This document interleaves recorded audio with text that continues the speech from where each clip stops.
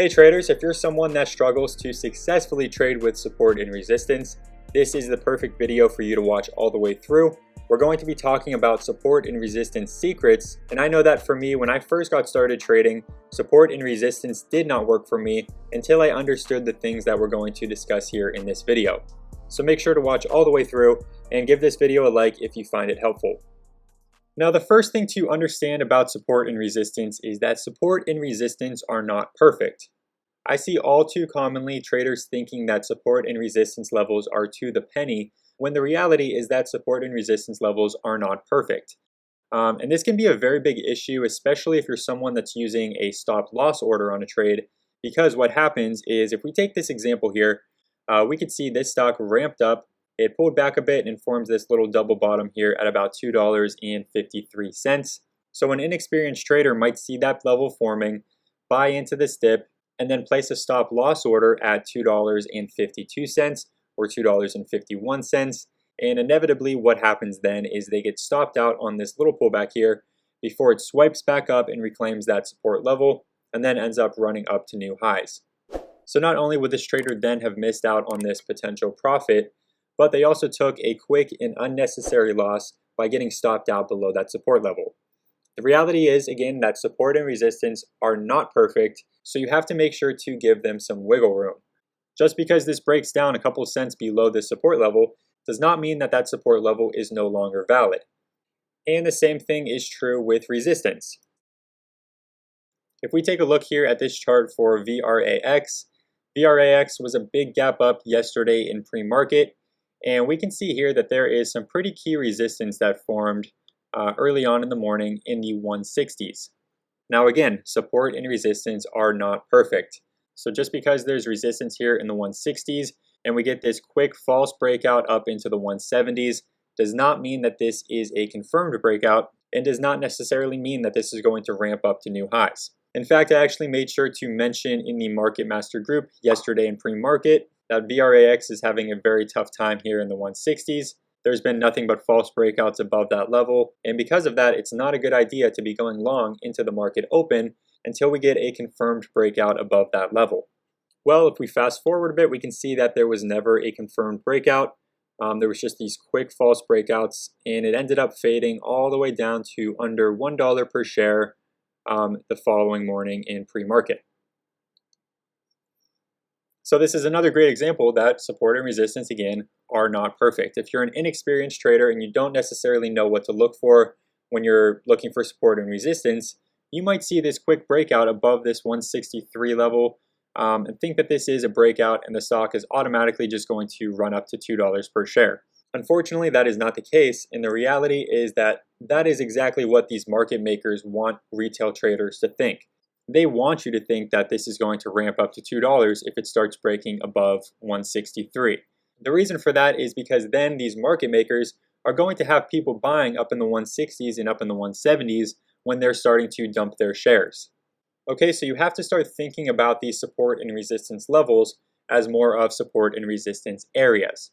If we get rid of this resistance level here on this chart and we go ahead and get a box, we can draw a box in this entire area here, and we can see that every time the price gets up into this box and up into this resistance area, it pulls back down.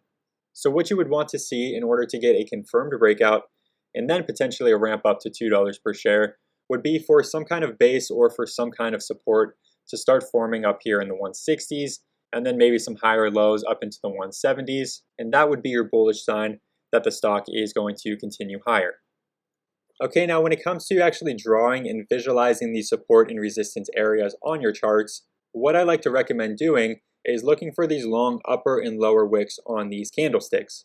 So for example, WW was a stock that was running yesterday intraday, and one of the ways that I like to trade these small cap stocks is to wait for them to become a bit overextended and then to short sell into that extension move so that I can profit from them starting to pull back.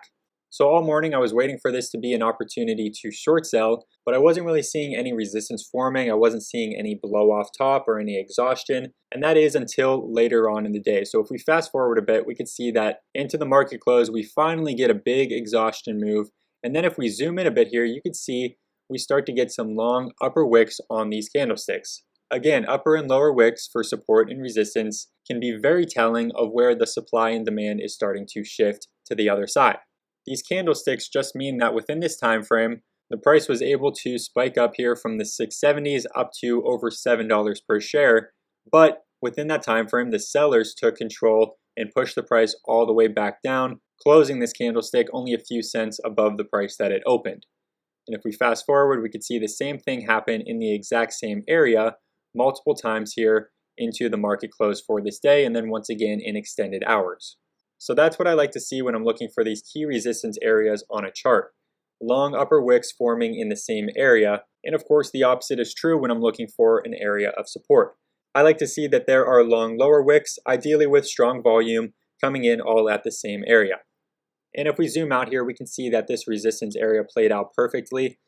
So anybody that was looking to short sell into this area would have made a very nice profit as the stock sold off from that resistance and is all the way down in the 530s now.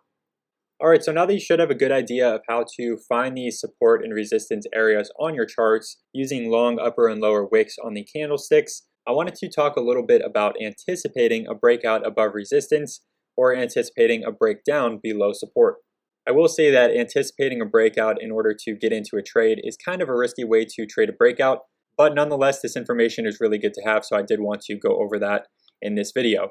This is going to be a live example here because this is a stock that is up significantly for the day, about 30% as of right now. We can see it had a big morning run, started to pull back, and is now forming some support here in the 380s. So if we go ahead and draw that line there to represent our support area, this is going to be a really good example of anticipating a breakdown below support, because what we see here is, although we do have support and it is holding above this level, it's likely going to break down below that level. And the reason that I know that is because every single time there's a small bounce off of that support level, there's not much volume into these bounces, and it comes right back down to support. If this was going to recover above VWAP and get all the way back up here to the morning high, what you would want to see is that there was strong volume coming into these dips into this support area. We would also want to see that it's starting to form higher lows, and none of those things, of course, are happening with this example. So because of that, if you were in a long position, what you would want to do is probably cut losses on your trade before this even starts to break down, because you can anticipate that it is very likely to break down in the near future. The same information can be used to get into short positions. You could start to short sell above support rather than chasing once it starts to break down below support. And that same information is true with resistance. If there's a key resistance level on a chart, but there's not much volume coming in every time it runs into that resistance area, and on top of that, the stock is still not making lower lows and lower highs, there's a good chance that the stock will end up breaking above that resistance level. Now you can see this is a screenshot of how this ended up playing out later in the day. You can see that using the information that we talked about previously to anticipate a breakdown was very helpful in this example, as it did end up breaking down below that support that was starting to form in the 380s. Okay, so the key lessons here to recap this video about support and resistance is first that support and resistance are not perfect. Instead of thinking about them as support and resistance levels, think about them as support and resistance areas. Second, you want to look for long upper wicks forming in the same area to identify resistance, and long lower wicks on candlesticks forming in the same area to identify support. These wicks represent a shift in the supply and the demand for a stock, and they can be a really good indication that support and resistance are forming. And third, support is likely to break if volume is low and the bounces off of it are starting to get weak. And the same, of course, is true with resistance. Hopefully you found some value in this video, and hopefully it helps you improve your trading with the use of support and resistance. If you enjoyed, please make sure to give the video a like and subscribe to the channel so you don't miss out on future trading videos. And if you want to learn more about day trading, swing trading, and long-term investing, then join me in our daily interactive trading group with group chat, one-on-one support, trade plans, day trade and swing trade alerts, live custom scanners, and more. You can find more information on that at my website, Master the Market, which will be the first link down below in the description. Anyway, thank you again for watching. I hope you enjoyed, and good luck with your trading.